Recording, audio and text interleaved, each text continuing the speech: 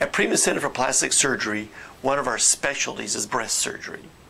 We see many different types of patients. Some are young and desire a breast enhancement, and others have had children and are seeking to restore their breast size and shape to the pre-pregnancy form.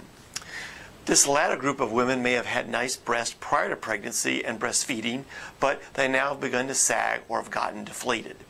Some of these patients may also need a breast lift with or without an implant.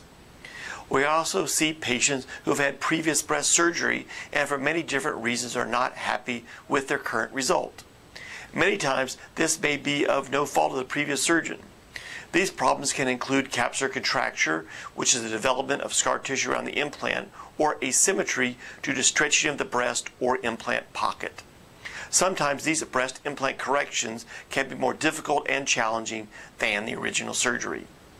A patient who is well motivated and in good physical health will enjoy their enhanced breast size and shape for many years. Please view our other videos on breast surgery in order to educate yourself to the many options and choices which will be made in selecting the correct option for you. Thanks.